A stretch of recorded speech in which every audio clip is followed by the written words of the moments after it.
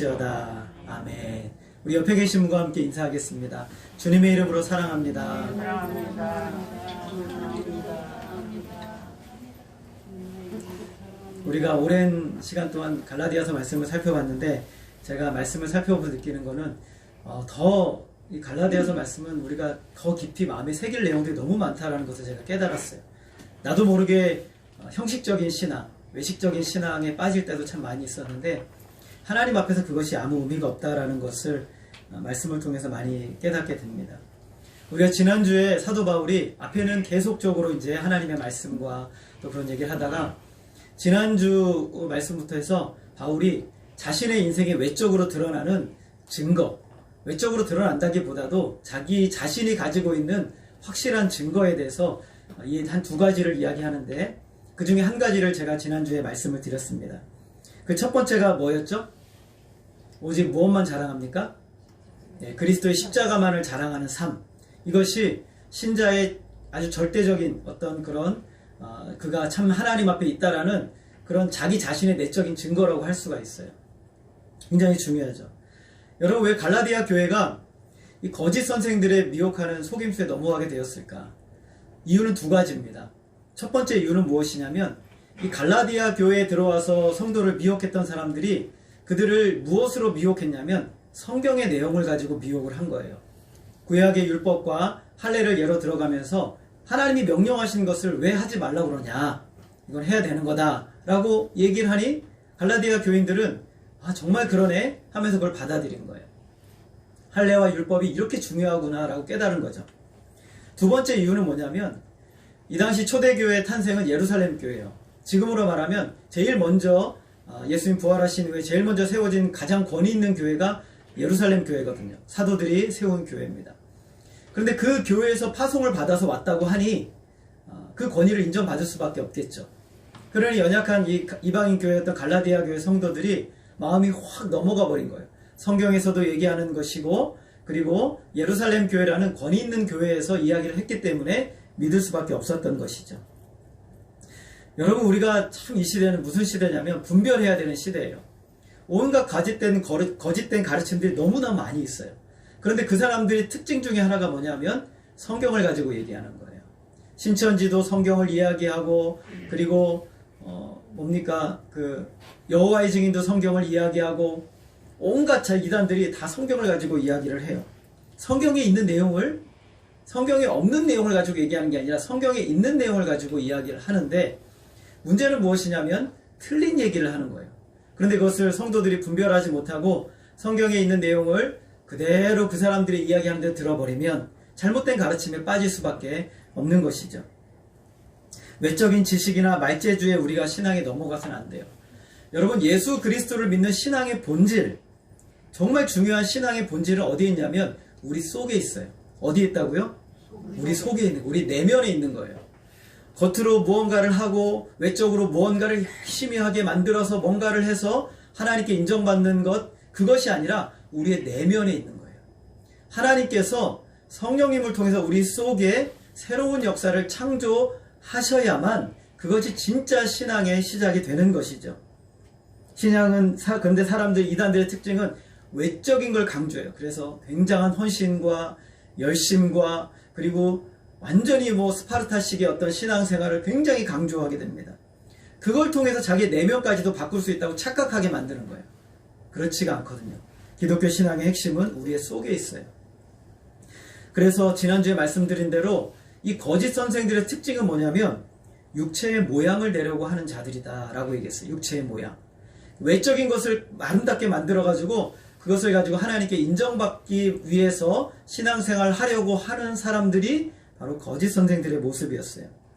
하나님께서 외적으로 열심히만 하면 우리를 의롭게 여겨주시겠지. 절대로 불가능합니다. 그것은 있을 수가 없는 일이에요.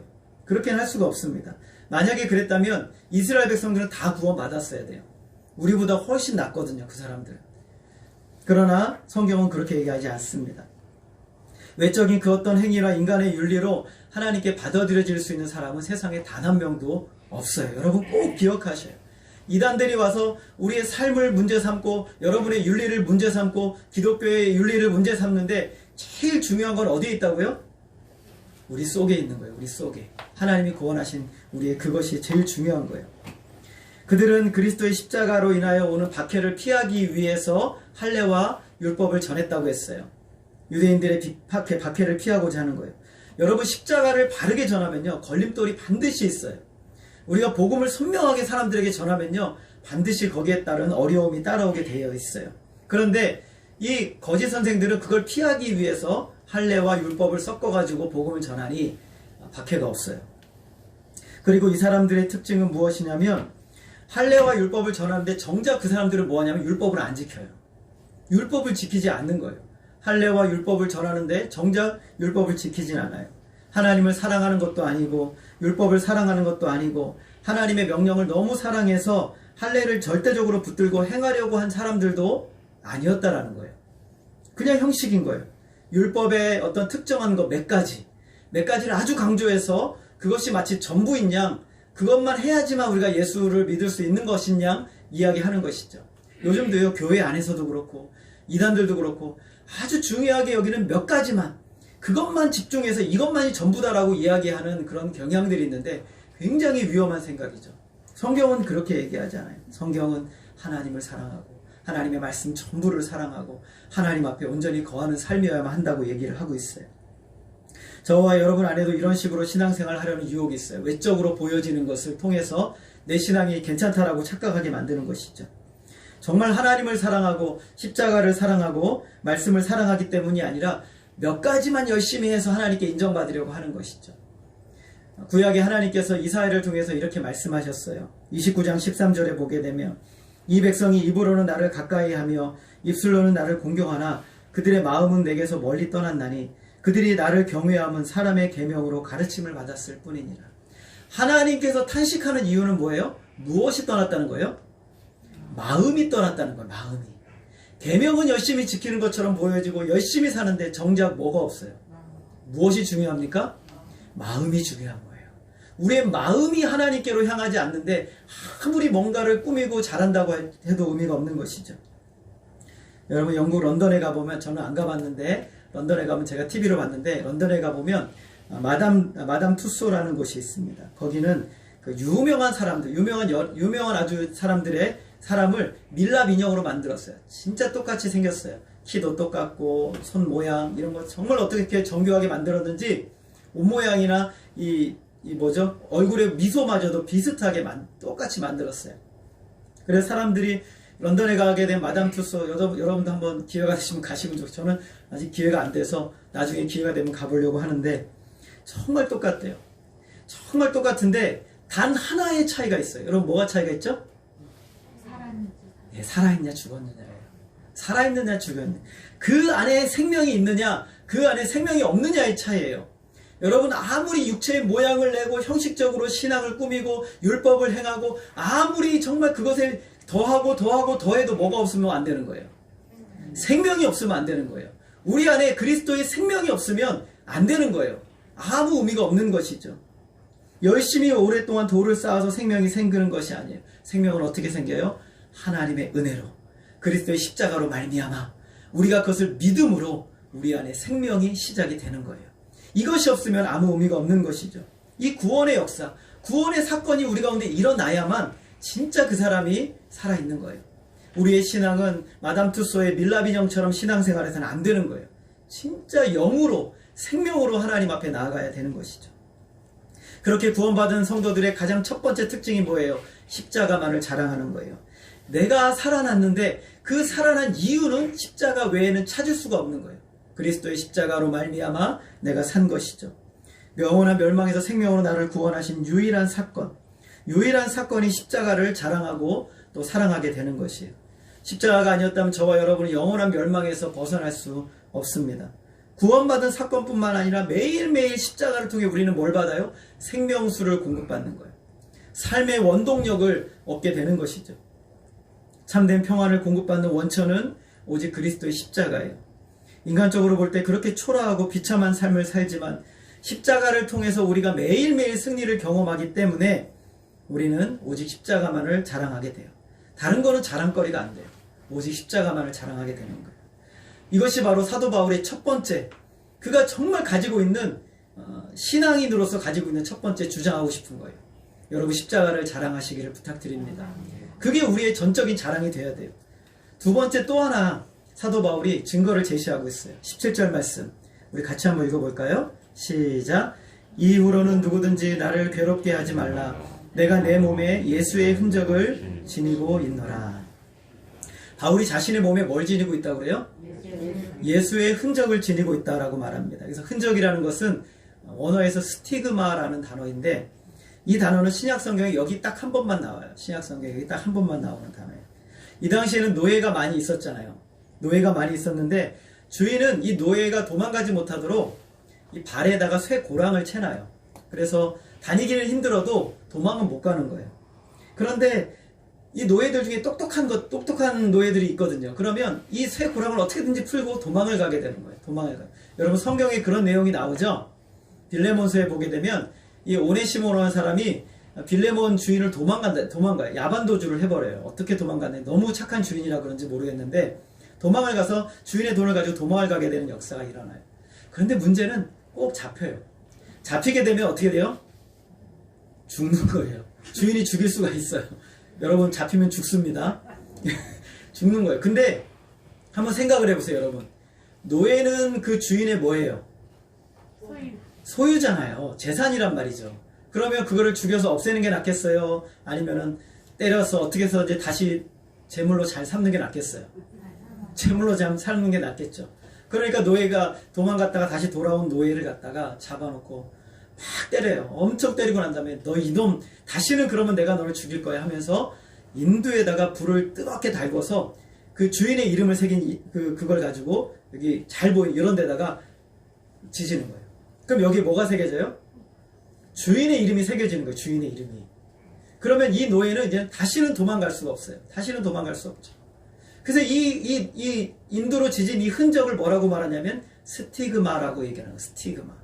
다시는 도망갈 수 없는, 완전히 이제는 주인의 소유가 돼요. 주인이 있잖아요. 노예가 있는데 이 노예를 데리고 오면 이 노예를 다른 사람이 양도할 수도 있고 팔 수도 있고 때로는 죽일 수도 있어요. 그거는 주인 마음이에요. 그런데 이 흔적이 찍힌 노예는요, 다른 사람의 양도도 안 되고 팔 수도 없어요. 이건 무조건 이 주인의 거예요. 이렇게 된다는 거예요. 사도 바울이 지금 뭐라고 말해? 나는 예수님께 완전히 붙들렸어. 난 도망갈 수도 없어. 난 완전히 예수님 거야. 라고 하는 흔적이 나에게 있다라고 지금 사도 바울이 이야기를 하고 있는 거예요. 그 흔적은 사도 바울은 두 가지 의미로 얘기하고 있어요. 첫 번째는 나는 예수님께 완전히 됐어. 하나님의 은혜로 예수님의 소유가 되었어. 라고 이야기를 하는 거예요. 여러분 요즘 우리 전사님을 통해서 수요일마다 예수님의 행적을 살펴보는데 굉장히 은혜롭고 저는 감동이 돼요. 그 은혜의 행적을 있잖아요. 저는 전사님이 얘기하실 때마다 제가 직접 거기에 있는 것처럼 걸어가요. 새벽에 기도할 때마다 그 자리를 생각해 보면서 기도하거든요. 굉장히 은혜가 되더라고요. 여러분 사복음서에 보면 많은 사람들을 예수님께서 만나주세요. 그 중에서도 주님이 애쓰고 수고하셔서 찾아가신 사람들도 있고 주님이 일부러 찾아가신 분들도 있어요. 그 중에서 제가 참 마음이 기억에 남는 사람이 하나가 있는데, 몇 명 있는데, 데가볼리라는 곳에 거라사라는 지역에 있는 광인이 있어요. 군대 귀신, 한 수천 귀신이 그 몸속에 들어가 있어요. 여러분 귀신 하나도 감당이 안 되는데 수천 귀신이 그 몸속에 들어가 있으니 인생이 오죽하겠어요. 그런데 그 거라사라는 광인을 예수님이 찾아가세요. 마가복음 4장에 보면 날이 저물 때 예수님께서 제자들에게 말씀하시는데 이 말씀이 굉장히 저에게 은혜가 돼요. 따라합시다. 우리가 저편으로 건너가자. 이게 무슨 말씀이에요? 누구를 만나러 가자는 거예요? 광인을 만나러 가자는 거예요. 사람들이 다 버리고 사람들이 다 무시하고 그 사람과 함께 있고자 하지 않는 수천의 귀신 들린 그 광인, 우리 주님께서는 지금 제자들에게 저편으로 건너가자는 말은 내가 저 사람을 만나러 가려 하노라 라는 말씀이에요. 거라사의 군대 귀신 들린 광인. 여러분 그런데 그 바다에는 지금 뭐가 준비됐어요? 풍랑이 준비가 되어 있어요. 그 풍랑을 뚫고서라도 주님은 지금 누구에게 가고자 했던 거예요? 아무도 모두에게 버림받은 그 광인에게 우리 주님은 가고자 했어요. 주님께서 그 바람과 바다를 잔잔케 하시고 거라사 광인이 그때 도착했을 때 광인은 옷을 입지 않고 무덤에 거하면서 자기의 몸을 다 상해하고 있었어요.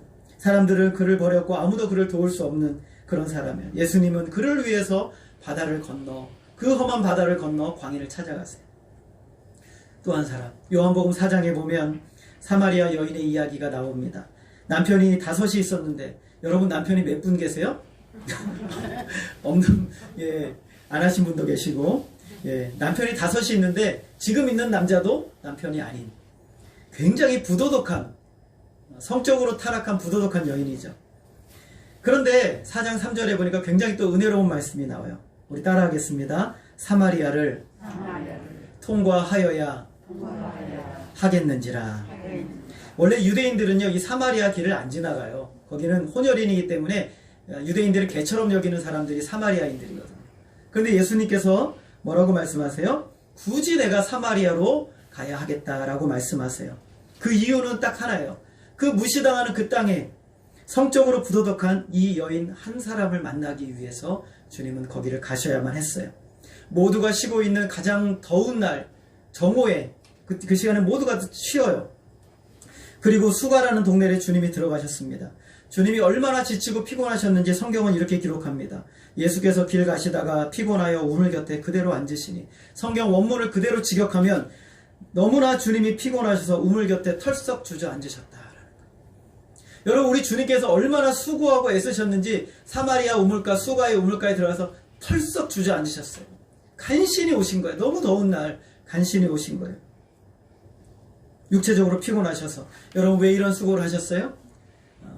수가에 있는 사마리아 여인, 그 여인을, 부도덕한 여인을 만나기 위해서 주님은 오신 거예요. 앞으로 한 번도 본 적이 없었던 소경 바디메오를 주님은 찾아가신 거예요. 그 자리를 우연히 지나가신 것이 아니라 주님은 그 길을 지나가신 거예요. 찾아가신 거예요. 나인성 과부의 죽은 아들을 주님은 만나셨어요. 한편 손 마른 자를 위해서 회당에서 그를 만나셨습니다. 이제는 죽어있는 12살 먹은 회당장의 딸을 주님은 찾아가셨어요. 38년 된 병자를 만나기 위해서 주님은 베다스다 연못까지 주님은 찾아가셨습니다. 이와 똑같이 주님은 죄인 중에 괴수여 헛된 종교적인 열심을 가지고 있는 영원한 멸망으로 빠져야만 되는 사도 바울을 다메섹 도상으로 찾아가신 거예요. 오직 바울을 만나기 위해서 주님은 다메섹 그 길에서 주님은 바울을 기다리고 계셨던 거예요. 여러분, 어떤 일이 왔습니까? 거라사 광인을 묶고 있던 군대 귀신을 주님은 쫓아내 주시고 그를 자유케 하셨어요. 그의 인생에 있어서 주님이 은혜로 만지신 흔적이 그에게 새겨졌어요. 그에게 하신 주님의 은혜의 흔적을 나타내신 거예요. 인생의 갈증과 목마름으로 고통받고 있는 이 사마리아의 부도덕한 여인에게 그에게 생명수를 주심으로 그의 인생의 새로운 흔적을 주님께서 남겨주셨어요. 앞을 볼 수 없던 바디메오의 눈을 열어주셨습니다. 한편 손 마른 자를 건강하게 만들어주셨습니다. 나인성 가부의 아들을 살려주셨어요. 12살 된 회당장의 딸을 살려주셨습니다. 38년 동안 육신의 고통을 받고 있는 그 영혼의 육신의 고통을 치료해 주셨습니다. 죄인 중에 괴수인 사도 바울을 찾아오셔서 그에게 하나님이 주시는 진정한 의로움을 주셨습니다. 예수님께서는 하나님의 택한 자녀들을 찾아가셔요. 그리고 그들을 만나셔서 그들로 하여금 이전의 삶에 가지고 있던 모든 육체의 흔적을 다 지워버리시고, 그리고 그 속에 하나님께서 생명 주신 은혜의 흔적을 새겨버리셨어요. 이것이 바로 우리 주님이 하신 일이에요. 지울 수 없는 흔적. 그들이 노력하지 않았어요. 애쓰지도 않았어요. 하나님이 보시기에 뭔가 대단한 의로운 일을 하지도 않았어요. 바울은 로마서 5장 8절에서 이렇게 말해요. 우리가 아직 죄인 되었을 때 그리스도께서 우리를 위하여 죽으심으로 하나님께서 우리에 대한 자기의 사랑을 확증하셨느니라. 하나님 와주세요. 하나님 나 좀 만나주세요 라고 말하지도 않았는데 주님이 그의 고통과 절망과 좌절과 아픔과 슬픔과 그 심연의 깊은 그 고통을 다 보시고 아시고 찾아오셔서 지난날의 모든 흔적들을 지워버리시고 예수 그리스도의 은혜의, 하나님의 은혜의 흔적을 그에게 선명하게 새겨주셨어요. 사도 바울이 지금 이 얘기를 하는 거예요. 나에게 바로 하나님의 은혜의 흔적이 나에게 깊이 새겨져 있다라고 말씀하고 있는 거예요. 성경은 사람 편에서 하나님을 감동시킬 만한 그 어떤 덕이나 선을 인간은 행할 수 없다고 말해요. 만세전에 하나님은 우리를 향한 은혜의 계획을 가지시고 그 계획을 예수 그리스도를 통해서 이루셨어요. 십자가에 죽으시고 그 이루신 모든 공로를 통해서 우리를 구원하신 거예요. 하나님의 완전한 사랑, 하나님의 완전한 은혜가 대속의 은혜로, 십자가의 은혜로 우리에게 부어진 거예요. 그게 저와 여러분에게 마치 주인이 인도로 종에게 너는 내 거야 라고 새기듯이 우리 속에 성령께서 우리에게 인도로 지지듯이 완벽하게 새겨 주시는 거예요. 사도 바울은 지난주에 제가 말씀드린 것처럼 자랑거리가 굉장히 많은 사람이에요. 그래서 정말 인간적으로 말하면 사도 바울을 따라갈 수가 없는 사람이에요. 외모 빼고. 하나님은 다 주시진 않더라고요. 물론 다 가진 것 같은 사람도 있지만 좀 부족한 거 있어요. 근데 이 사도 바울은 다 가졌는데 외모 빼고 다 가진 것 같아요. 얼마나 자랑거리가 많습니까? 그런데 사도 바울이 뭐라고 그래요? 사도 바울은 이 세상의 모든 자기의 이력을 배설물로 여긴대요. 해로 여긴대요. 그러니까 예수 그리스도의 은혜에서 조금이라도 빗나갈까봐 자기가 가지고 있는 모든 좋은 것을 해코지하는 거예요. 필요 없다. 가져가라. 이렇게 얘기를 하는 거예요. 그는 자신을 죄인 중에 괴수라고 얘기합니다. 에베소서에 보니까 모든 성도 중에 지극히 작은 자라고 얘기하고 있어요. 디모데후서에 보니까 자기는 너무 약하고 무익한 존재라고 이렇게 이야기를 하고 있어요. 우리는 이런 말씀을 들으면 야, 사도 바울이 참 겸손하구나. 많이 가졌으니까 저런 얘기하지라고 생각합니다. 그러나 여러분, 사도 바울은 이건 진짜 우리가 말하는 겸손, 그런 겸손이 아니에요. 사실이에요. 교회가 말하는 겸손은요, 이런 거예요. 사람들이 보통 교회에서 말하는 겸손이에요. 제가 공부도 잘해요. 제가 지금 그런다는 게 아니고 공부도 잘해요. 좋은 대학도 나왔어요. 얼굴도 잘생겼어요. 키도 185예요. 많은 것을 가서, 그리고 착한 일도 많이 해요. 정말 너무너무 좋은 사람인 거예요. 그런데 이렇게 말해요. 아니에요. 저는 아닙니다.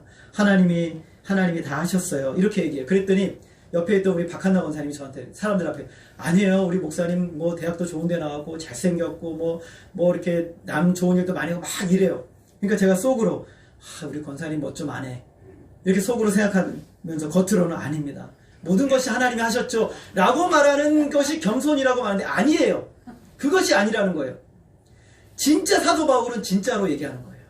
진짜 자기는 죄인 중에 괴수예요. 진짜 자기는 모든 성도 중에 가장 약한 자예요.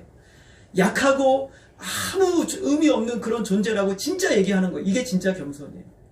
하나님의 은혜를 보니, 하나님의 그 사랑을 보니 자기는 아무것도 아닌 거예요. 이게 진짜 겸손이에요.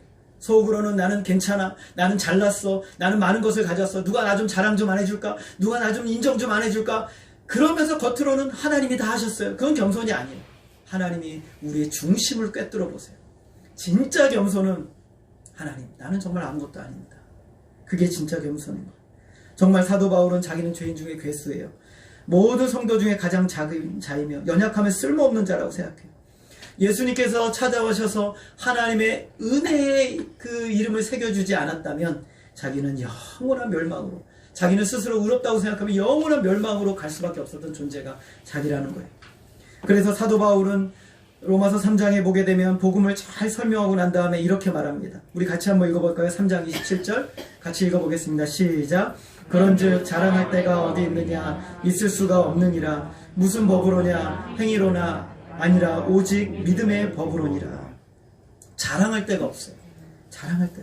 여러분 행위나 여러분이 뭐 했나 아무것도 자랑할 것이 없다는 거. 하나님의 은혜에 우리가 더할 수 있는 게 단 하나도 없거든요. 자랑할 게 없는 거. 예수 그리스도의 은혜로 주신 그 흔적만 중요한 거. 사도 바울은 에베소서 1장에서 복음의 영광을 이야기하고 에베소서 2장 중반에서 이렇게 말합니다. 우리 같이 한번 말씀 읽어보겠습니다. 에베소 2장 8절 같이 읽겠습니다. 시작. 너희는 그 은혜에 의하여 믿음으로 말미암아 구원을 받았으니 이것은 너희에게서 난 것이 아니요 하나님의 선물이라. 행위에서 난 것이 아니니 이는 누구든지 자랑하지 못하게 함이라. 여러분, 누구든지 자랑하지 못하게 만드는 건 은혜 앞에서 막히는 거예요. 은혜가 서면 우리의 자랑거리는 다 없어져 버리는 거예요. 근데 은혜를 보지 않으니, 은혜가 없으니 내 자랑거리만 남는 거예요. 그러나 진짜 은혜 받은 사람은 자랑거리가 없어요. 할 수가 없어요. 그 은혜 앞에 서면, 하나님의 은혜 앞에 서면 자랑거리가 없는 거예요. 제가 갈라디아서를 시작하면서 이 복음이 뭐라고 그랬어요? 복음은 하나님의 은혜다라고 말했어요. 복음은 하나님의 은혜. 이 복음에 나타난 하나님의 은혜 앞에 서면 내 것을 말할 것이 아무것도 없어요. 예수님이 찾아오셔서 우리에게 주신 거예요. 저와 여러분이 참 구원 얻는 믿음에 있다는 것은요, 우리가 이걸 보면 될 수가 있어요. 자기 자신에 대한 자랑이 있는가 없는가를 보면 알 수가 있어요. 자기 자신에 대한 자랑이 없는 사람은 진짜 하나님의 은혜를 경험한 사람이에요. 사도 바울은 그래서 오직 예수 그리스도의 흔적만을 늘 찾아요. 내 안에서 하나님의 은혜의 흔적만을 늘 찾는 거예요. 말씀을 통해서 하나님의 은혜의 흔적을 찾고, 말씀을 통해서 하나님의 은혜의 흔적을 늘 찾는 거예요. 매일매일 하나님의 은혜의 흔적을 찾아 그걸로 살아요. 내 자랑으로 사는 게 아니라 하나님의 은혜의 흔적으로 사는 거예요. 그리고 사도 바울이 가진 이 흔적은 또 하나는 이거예요. 바로 고난이에요. 뭐라고요? 그리스도의 고난이에요. 여러분, 노예가 주인에 대한 충성도는 어디에 나타나요? 노예가 주인에 대해서 막 충성하며 살아요. 그게 어디에 나타나요? 몸에 나타나요. 몸에 나타나는 거예요.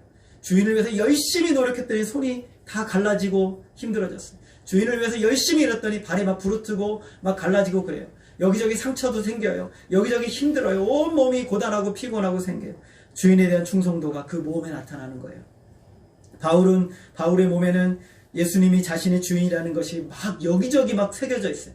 여기저기 온 몸에, 온 시간, 모든 사건마다 예수 그리스도가 자신의 주인이라는 것이 온 몸에 새겨져 있어요.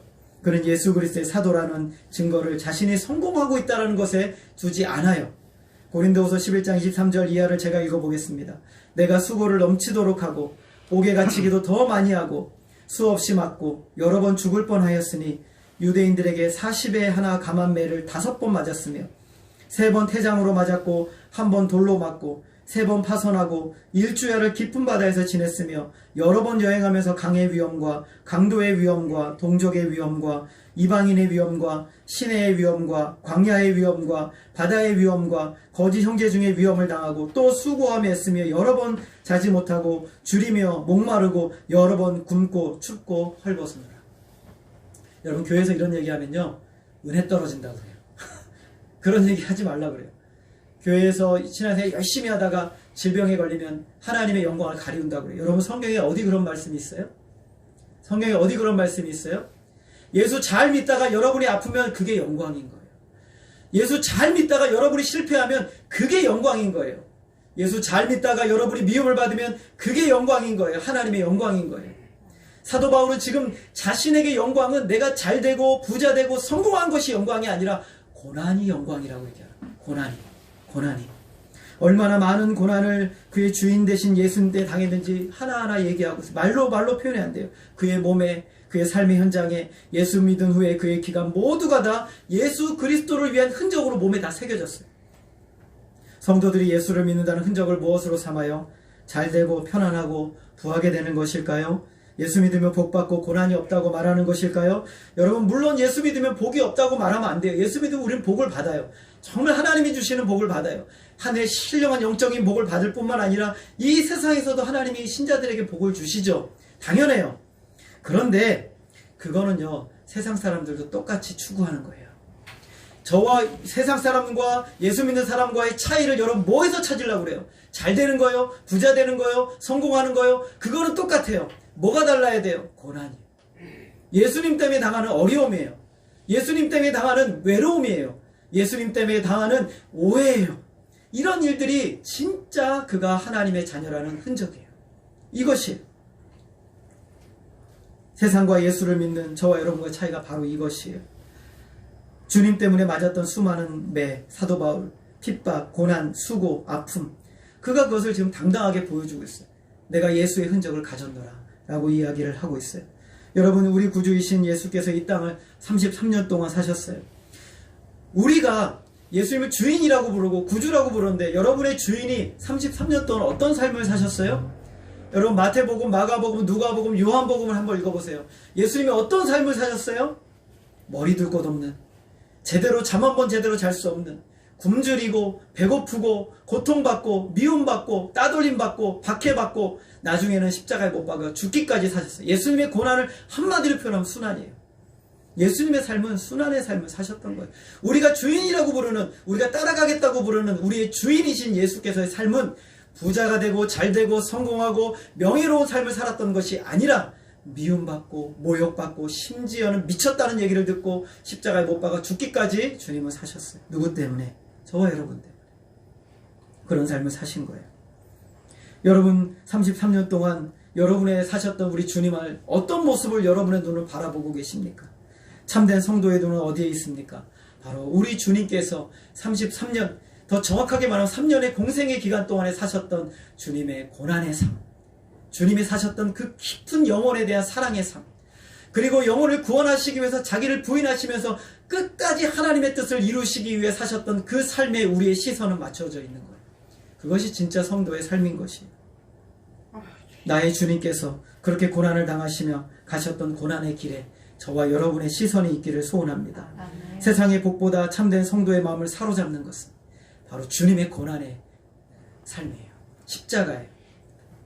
오고 오는 모든 시대 참된 성도의 믿음의 표지는 바로 주님의 고난을 나도 따라가고자 하는 영적인 소원함을 갖는 거예요.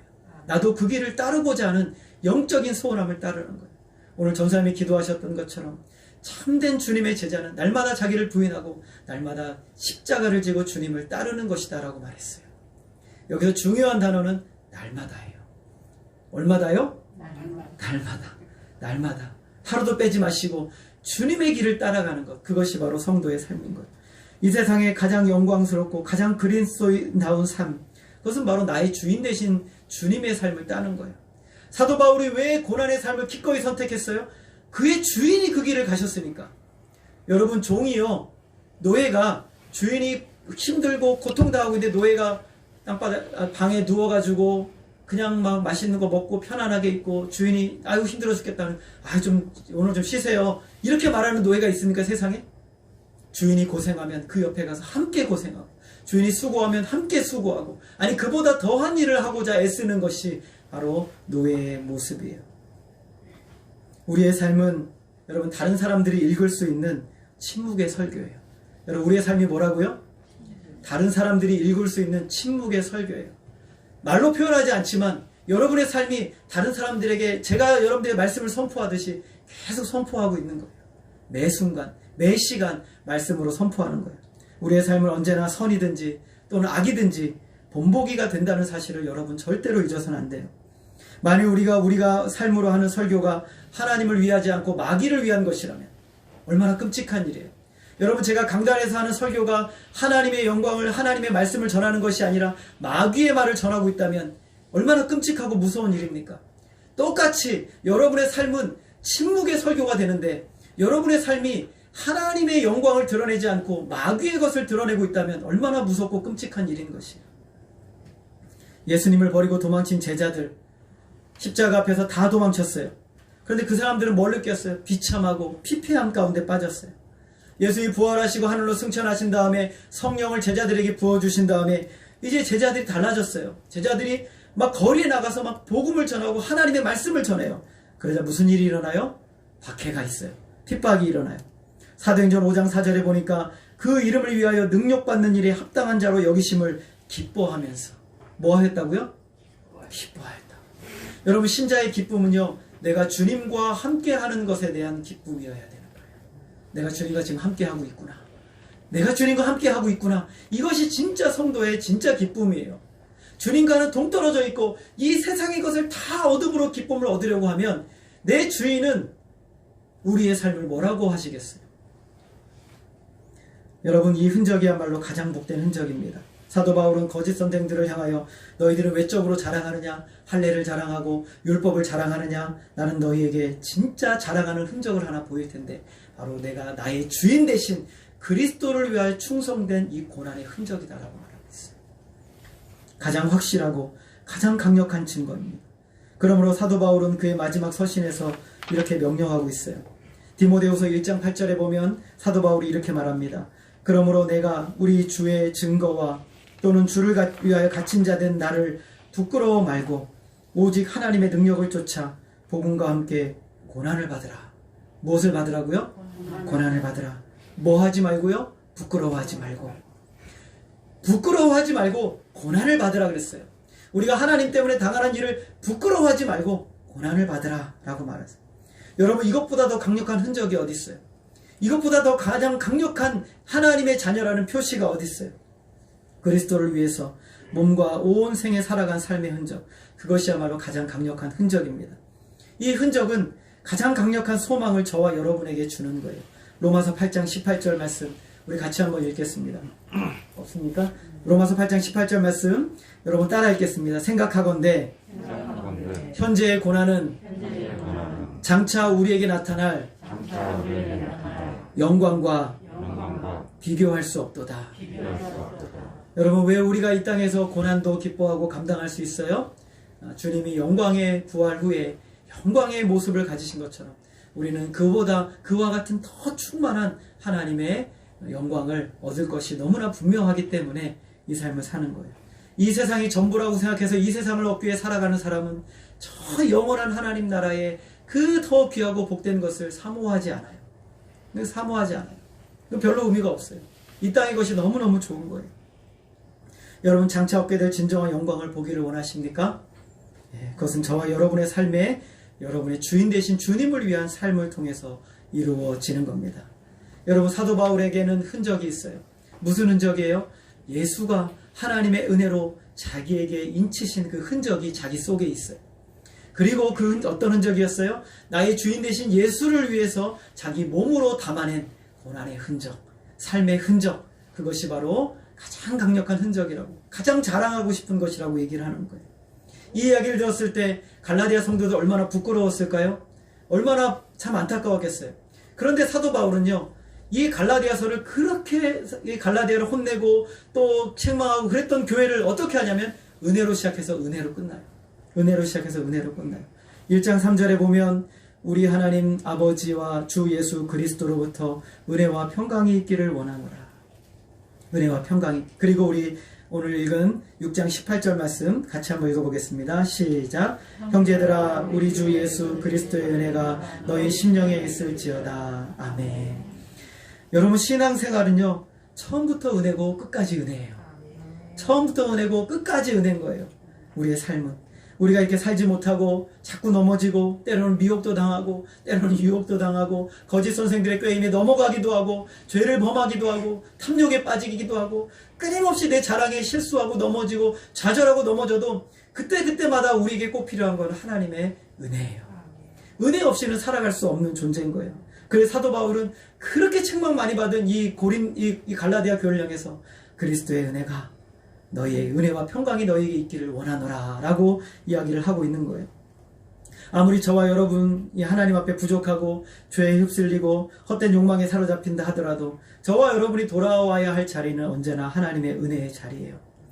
이사야와 예레미야를 읽으면서 여러분은 무엇을 느끼십니까? 에스겔을 읽으면서 무엇을 느끼십니까? 그렇게 우상 숭배하고 그렇게 하나님을 떠나는 백성들 향해서 매 장마다 하나님께서 내가 너를 심판할 거야, 내가 너를 가만히 안 둘 거야, 끝부분에서는 내가 너를 용서할 거야, 내가 너를 받아줄 거야, 하나님이 꼭 그러세요. 매 장마다 거의 그래요. 이사야서 55장 1절 우리 같이 한번 읽어볼까요? 같이 읽겠습니다. 시작. 오라 너희 목마른 자들아 물로 나아오라. 돈 없는 자도 오라. 너희는 와서 사 먹되 돈 없이 값없이 포도주와 젖을 사라. 하나님의 마음이에요. 돌아오라. 내게로 돌아오라. 얼마든지 내가 너에게 다시금 은혜를, 더 큰 은혜를 베풀어 주겠노라. 내가 죄를 보면서 하나님, 나는 하나님께 갈 수 없어요. 그런 미련하고 어리석은 삶은 세상에 없어요. 가장 어리석고 미련한 것은 내가 너무 하나님께 면목이 없어서 나갈 수 없다고요. 어떻게 우리의 인생에 면목이 있을 수가 있어요? 받은 은혜 너무 큰데 우리는 매일매일 하나님의 은혜 앞으로 나아가요. 하나님의 은혜의 보좌가 주님의 십자가로 말미암아 그 휘장이 찢어져 열렸어요. 언제든지 우리는 값없이 또 돈 없이 하나님의 은혜만을 붙들고 그 자리에 나아갈 수 있게 되는 거예요. 그래서 오늘 우리는 이런 마음을 가지고 매일매일 살아가요. 여러분, 우리는 예수님처럼, 바울처럼, 우리 찬송가도 있잖아요. 예수님처럼 살고 싶고 바울처럼 살고 싶은데 나는 그렇게 안 되는 거예요. 처음부터 끝까지 참 너무 부족하고 연약한 우리들의 모습이에요. 우리의 육신의 죽음의 강을 넘는 그 순간까지도 우리는 하나님 앞에 참 부족하고 초라한 우리들의 모습이에요. 그러나 우리는 처음부터 끝까지 우리의 죽음의 강을 넘는 그 순간까지도 우리에게 필요한 것은 하나님의 은혜인 줄 믿으시기를 바랍니다. 은혜로 우리는 살아가요. 그래서 여러분, 오늘 사도 바울이 이 갈라디아서를 마감하면서 우리가 좀 이 시대에 정말 놓치지 말아야 되는 것은 무엇이냐면 그리스도의 십자가를 위한 자랑. 그 자랑 안에 붙들려서 내가 다른 사람에게 가면 여러분 무엇을 자랑하세요? 십자가만을 자랑하며 그로 하여금 이 길로 나올 수 있도록 합니다. 사람들이 나는 돈 자랑하고 명예 자랑하고 집 자랑하고 차 자랑하고 있을 때 그래, 나는 그리스도의 흔적, 예수가 나를 인쳐주신 그 흔적, 내가 예수님 때문에 나의 주인 되신 주님을 위해 살아갔던 나의 삶의 흔적을 보여주는 저와 여러분 되어지기를 소원합니다. 그래서 우리의 삶이 처음도 그렇고 끝도 그렇고 모든 것이 하나님의 은혜 안에서 살아가심으로 하나님이 저와 여러분에게 아끼실 것이 없는 복된 삶으로 드려지시는 저와 여러분의 인생이 되어지기를 주님의 이름으로 소원합니다. 기도하겠습니다. 하나님 아버지, 우리는 이 세상에서 얼마나 세상의 것들을 바라볼 때 자랑하고 또 추구하고 싶은 것들이 얼마나 많이 있습니까? 사도 바울의 눈에는 그런 것들이 보이지 않습니다. 오직 그리스도의 십자가만 보입니다. 오 하나님, 우리에게도 그러하게 하여 주옵소서. 우리가 이 세상의 수많은 것들을 향하여 바라보며 자랑하고 그것을 힘으로 삼으려 하는 어리석음을 버리고 내 안에 있는 수많은 자랑거리를 내어 던져버리고 오직 그리스도의 십자가만을 자랑하게 하여 주옵소서. 오 하나님, 그리고 주님이 우리에게 주신 놀라운 그 은혜의 흔적을 우리에게 깊이 새기고 자랑하며 드러내며 보여주게 하여 주시며 나의 주인 되신 주님을 위하여서 우리의 삶으로 우리의 육신에 주님의 모든 것을 담아 믿음으로 삼아 살아내는 복된 우리의 인생이 되게 하여 주시옵소서. 그래서 하나님, 우리의 삶이 시작할 때 은혜로 시작하였던 것처럼 우리의 삶이 은혜로 마감하며 저 영원한 하나님 나라 가기까지 주님의 하나님의 은혜가 우리 안에 충만하여 그 은혜만을 붙들고 살아가는 우리의 인생이 되게 하여 주시옵소서. 하나님으로 영광 받아 주시기를 간절히 원하오며 예수 그리스도의 이름으로 기도하였습니다. 아멘. 우리 찬송가 우리 432장 찬송하겠습니다. 여러분, 풍랑이 있는 그 바다